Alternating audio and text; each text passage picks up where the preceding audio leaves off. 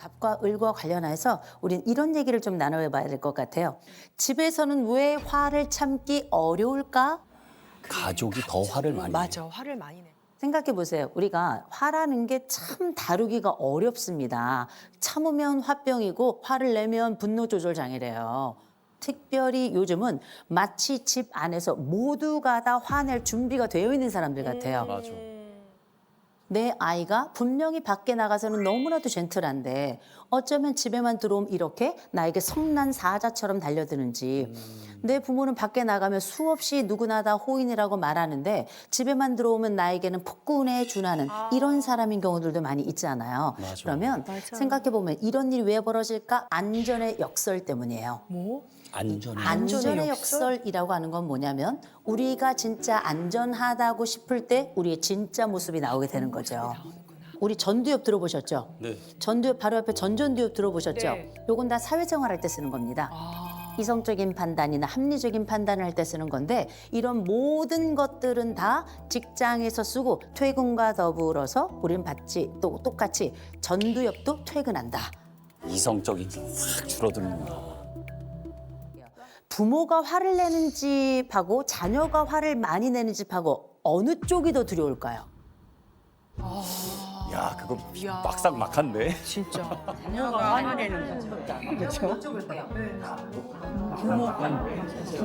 한번 여쭤볼게요. 어느 쪽이 더 두려울까? 막상 막한데. 어린애들은 화내봤자예요. 아, 그러네. 사실은 어린애들이 뭐 지들이 어쩔 거예요, 그죠? 이제 중요한 건 다 크고 크다 못해 늙어가는 자식들이 있어요. 이러한 자녀들이 부모들에게 화를, 그것도 두려울 정도의 분노를 토한다, 반복적으로 그렇게 한다, 이건 보통 문제가 아닙니다. 이건 보통 문제가 아니에요. 둘 중에 하나를 택해라 그러면 저는 후자이긴 합니다. 그런데 아버지의 분노, 어머니의 분노는 장악력이 있어요. 장악력이 있고 아이들이 아주 어려서부터 반복적으로 발생이 되기 때문에 이 아이들의 뇌 속에까지 그 분노, 그 두려움이 침투하게 됩니다. 그래서 이렇게 늘 화내는 집, 거기다 분노의 상황 속에서 성장한 집에서 큰 아이들은 나중에 사회에 딱 나가죠. 큰 소리만 내는 상사를 만나도 완전히 쪼그라붙죠. 아주 강력하게 이 아이들을 사로잡기 위해 큰 소리를 주로 사용하는 방식은 지양하는 게 좋은 게, 아버지의 큰 소리만큼이 아니어도 그거보다 적은 소리만 나도 이 사람들은 화들짝 놀라게 되는 거죠. 굉장히 조심해 주셔야 되고, 대신에 자식이 더 무서워요. 자식은 이게 자식이 화를 내는 정도는 그냥 끝나는 게 아닌 게, 어떤 일이 있었냐면 70대 부모가 있었는데 이 70대 아버지가 어려서부터 얘를 무지하게 때렸어요. 아주 어려서부터 2살, 3살 때부터 때렸어요. 이러니 이 아이는 완전히 노예처럼 살았던 겁니다. 그렇게 산 아이들은 대개 평생을 부모에게 덤비지 못해요. 보통 그렇습니다. 네. 그런데 시간이 흘렀어요. 자식이 이제 30대가 됐습니다. 그리고 이 자식이 어느 순간에 무슨 일이 있었냐면 깜짝 놀랄 일이 있어가지고 어머! 하고 소리를 딱 질렀는데 아버지가 놀라는 걸 본 거예요. 처음으로 놀라는 걸 본 거예요. 이 아이가 그때 각성을 한 겁니다. 내 아버지가 놀래는구나. 큰 소리를 지르니까 놀래는구나.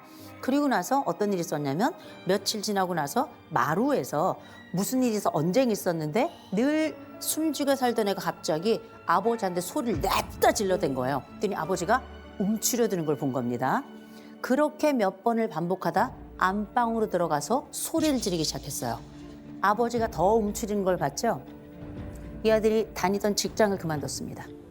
직장을 그만두고 그 아버지 어머니가 70대인데 이 아버지 어머니가 일하는 그 월급을 가지고 지금 그냥 살아가요. 그냥 살아가요. 어떻게 살아가는가?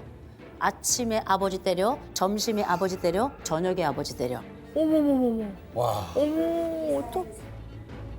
이 사례가 어떻게 해서 발생하게 됐고 왜 이런 역전관계가 일어나게 됐는가? 우리가 폭력에 대해서 우리가 세대 전수란 말 들어보셨죠? 맞고 큰 사람은 그렇게 또 다른 사람을 때리게 된다. 보통 그건 자기의 자식을 때리는 경우가 많다라고 생각하지만 이렇게 경우가 역전되는 경우가 생각보다 많아요. 그래서 기억하실 것, 폭력은 어떤 방식으로든 반드시 또 다른 방식으로 돌아온다는 걸 기억하세요. 소리를 지르고 분노하기를 멈추지 않는 가족이 있을 때 어떻게 하면 우리가 이 상황 속에서 대응할 것인지도 중요하겠죠. 그 비법이 바로 박명수입니다. 박명수. 첫 번째, 밖으로 나가셔야 돼요. 이 분노가 올라가는 지점을 차단할 필요가 있습니다. 계속 끌어오르지 않도록 반응에 대한 정지, 이거를 보통 그레이 락이라고 불러요.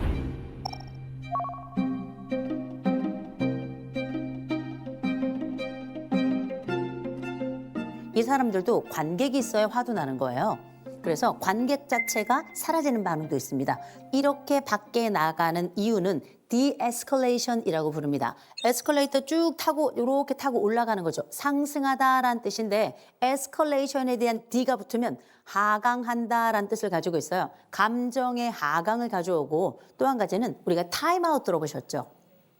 어떤 행동이 잠시 멈추도록 그 시간을 좀 갖자라고 하는 과정인데 그래서 보통은 상대가 화가 많이 났어 분노가 쫙 올라와 그럴 땐 무반응하거나 혹은 경우에 따라 상황이 너무 심하다 싶을 땐 밖으로 나오셨다가 20분에서 적어도 1시간 정도 뒤에는 꼭 들어오셔야 된다는 거 그 말씀을 드리고요. 두 번째, 명확히 하셔야 됩니다. 소리 지르면 나 나갑니다. 화를 낼 수 있지만 물건 던지는 거 안 돼요. 조용히 말하면 듣겠습니다. 명료하게 평상시 별 문제가 없을 때 알려주셔야 돼요. 수리해야 돼요. 수리해야 돼. 수용하고 수리하는 겁니다. 수용이라는 건 뭐냐면 우리가 어떤 사람이 화를 내요. 화를 낼 때는 맞아. 안 맞아도 그냥 맞아. 맞아. 맞아. 일단 맞아. 아, 맞아. 마음은 어떻게? 안 맞아. 마음은 안 맞아. 근데 어떻게? 그래, 그때는 우리 상황을 진정시키기 위해서 맞아. 맞아. 대신에 문제는 뭐냐면 너무 심하게 반복적으로 더군다나 뜬금없이 계속 화를 내는 사람은 고장난 거예요. 뇌가 고장나고 관계가 완전히 고장난 거거든요. 이때는 수리가 좀 필요합니다. 그래서 이때는 전문가를 좀 만나셔야 돼요. 만나시는데 생각해 보세요. 이렇게 성질내는 사람이 상담받으러 가겠습니까? 안 가죠. 안 가죠. 10중 8구 이런 사람들은 자기는 문제가 없어요.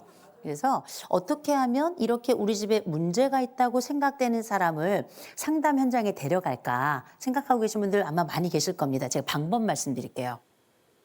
여러분들이 먼저 상담을 받으러 가신다고 얘기하세요. 그리고 나서 한 번이나 두 번 정도 상담을 받으세요. 나도 한두 번 상담을 받으시면서 뭐라고 얘기하시냐? 내 문제를 해결하려면 당신 도움이 좀 필요하대. 내 문제를 해결하려면 너와 나 사이의 관계라서 네 도움이 조금 필요하대. 내 문제를 중심으로 그분들이 도움을 주러 오는 방식으로 이렇게 해석하시는 게 제가 볼 때는 가장 그래도 설득이 잘 되는 편이더라고요. 분노는 반드시 다른 사람을 태웁니다. 그 화상이 1도하고 3도 통증이 다르다 하지만 내 상처는 늘 나에겐 100이에요. 그 고통은. 그래서 잊지 마시고 내 가족이 무엇으로 사랑할 것인가도 중요하지만 무엇으로 고통을 덜 것인가 이것도 꼭 중요하게 살폈으면 좋겠습니다. 네, 반갑습니다. 네. 저희가 지금 결혼한 지 지금 2년 반 정도밖에 안 됐거든요. 신혼이네요. 네, 신혼이에요. 2023년 9월에 결혼을 했는데 네. 지금 저희가 관계를 가지지 않은 지가 1년이 넘었어요.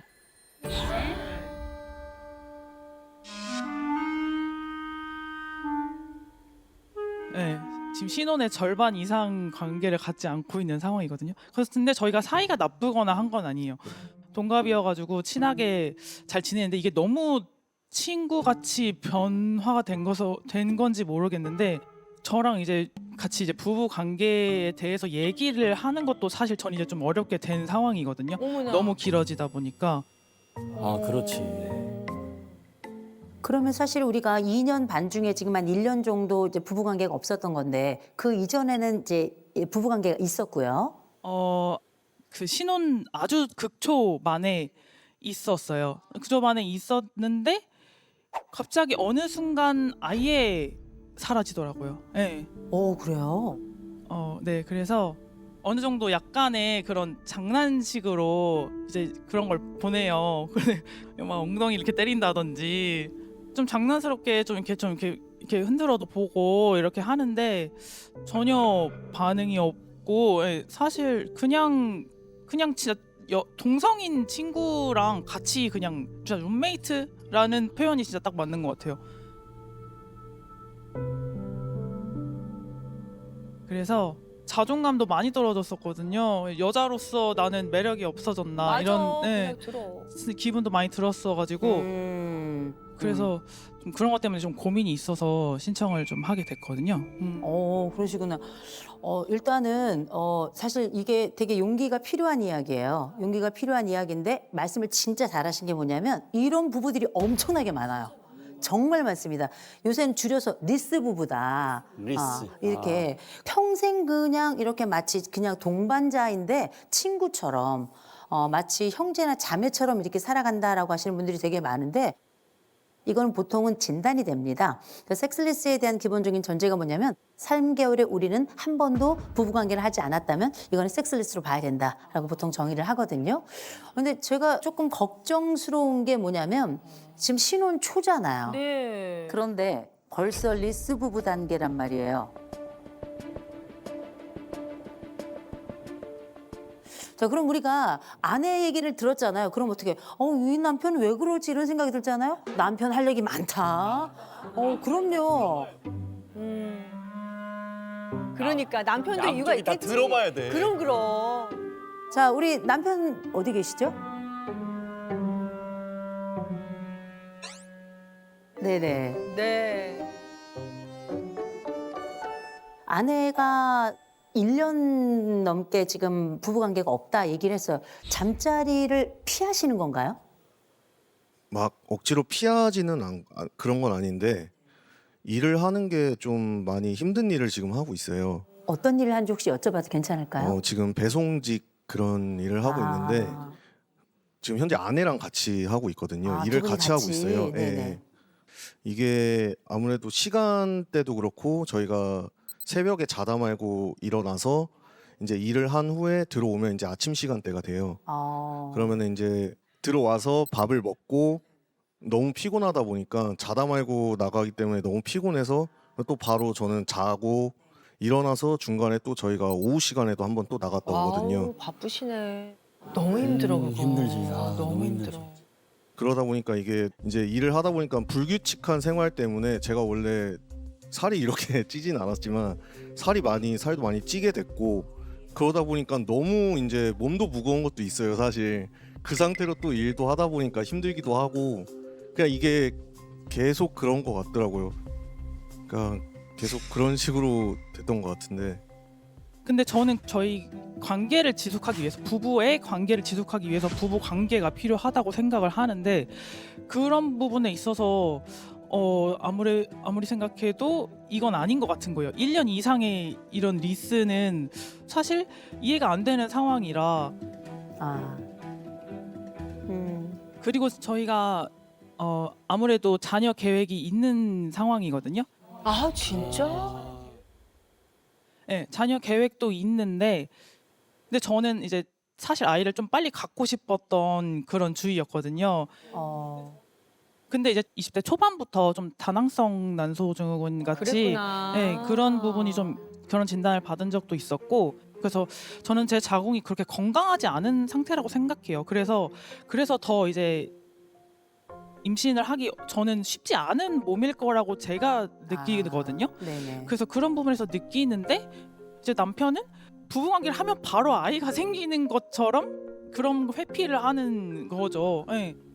그래서 저는 그런 부분이 좀 납득이 안 되더라고요. 네. 근데 이제 저 같은 경우는 저희가 이제 아내가 말한 것처럼 원래 작년에 아이를 계획을 하고 있었는데 이 일을 제가 갑작스럽게 하게 됐어요.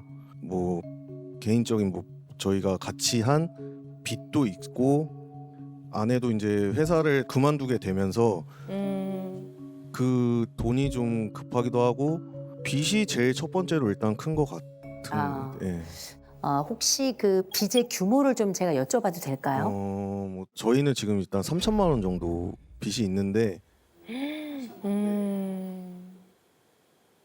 어떻게 보면 저는 좀 그게 압박이 컸던 것 같아요. 제가 가장이 돼야 되는데 내가 준비도 안 된 상태에서 지금 이 상태에서 아이를 갑자기 이렇게 낳아버리면 너무 좀 힘들 것 같다. 그러니까 몸도 피곤하긴 하지만 그래도 일단 기본적인 마련은 좀 해놓고 그렇게 좀 하고 싶은데 좀 여기까지 이렇게 오게 됐는데 예, 그게 좀 네네. 아니 근데 말씀을 들어보니까 남편은 아내의 의견을 무시한 게 아니고 지금 머릿속에 1순위가 따로 있어요. 가장으로서의 책임감.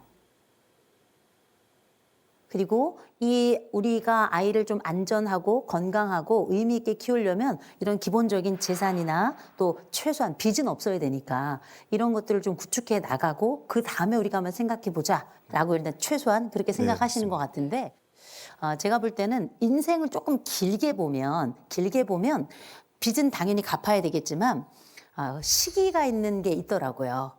시기가 있는 게 있어서 임신이 그냥 막 되는 게 아니기 때문에 최대한 지금 젊을 때 자꾸 노력을 해야 되는 게 나중에는 또 이렇게 어쩌면 돈을 주고도 임신이 어려운 경우가 생겨날 수도 있습니다. 아, 맞아. 그렇기 때문에 이 모든 것들을 다 일군 다음에 그다음에 생명 계획을 하는 게 아니고요. 생명을 먼저 계획하고 그 다음번에 환경을 조성하는 거. 전 이것도 나쁘지 않다고 생각합니다. 지금 할 수 있을 때 열심히 하기를 좀 권해드리고요. 그리고 아내분도 시그널을 줄 거면 엉덩이 톡톡 치는 정도가 아니라 정확하게 줄 것. 그래서 내가 시그널을 보내면 저 사람이 알 것이다 생각하잖아요. 그건 본인의 착각이에요. 그냥 하셔야 돼요. 난 자기랑 함께 잠자리를 하고 싶어 라고 그리고 나는 몸이 너무 간절해 얘기를 하셔야 됩니다. 자존심이 조금 상하고 조심스럽지만 시그널을 이해하지 못하는 순간이 많고 오해를 유발하기 때문에 오히려 이때는 솔직하게 얘기하는 게 맞다. 그리고 우리 부부가 부부 생활을 하긴 해야 되겠는데 하는 게 좋을 것 같긴 한데 아내는 너무 여러 번 하자 그래. 남편 어떻게 한 3년에 한 번이면 좋겠어. 서로 간의 횟수가 다를 때가 있어요. 그럴 때는 이제 조율을 해야죠. 그래서 우리는 민방위 훈련 때마저 하자. 아니면 보름달이 뜰 때 하자. 이런 식으로 정해놓으시면 훨씬 좋고요. 딱 정한 다음에 뭘 해야 되는가? 그때만큼은 왕성하게. 내가 이날은 당신을 위해서 침대 위와 침대 아래를 가리지 않겠다. 이렇게 하셔야 됩니다. 이게 일종의 규칙이자 약속이기 때문에 내가 너무 싫어. 근데 그날까지도 해야 돼? 근데 우리가 부부잖아요. 부부는 서로 함께 부양의 의무라는 걸 가지고 있고 정조의 의무라는 것도 가지고 있죠. 부양이라고 하는 건 단순히 그 사람을 돈으로 돌보고 이 내 월급으로 돌보는 거, 내가 내 가사로 돌보는 것뿐만 아니라 그의 욕구와 그의 정서도 함께 돌보는 겁니다. 그래서 조금 우리가 서로의 관계를 처음엔 잘 모르지만 시간이 지나서 어느 정도 재미를 좀 찾을 때까지는 좀 서로 견뎌주셔야 돼요. 그래야 섹스리스가 안 되는 겁니다. 그래서 제가 생각할 땐 지금 남편이 배송해야 되는 건 정자예요. 정자예요.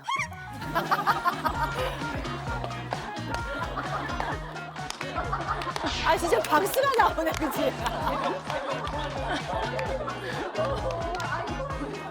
새벽 총알 배송해야 된대. 새벽 총알 배송. 그러니까 아이 총알벽에서 아하 그랬구나. 제일 급해. 네, 내일은 없어요. 오늘부터 네 파이팅입니다. 어떻게 오늘? 네. 야.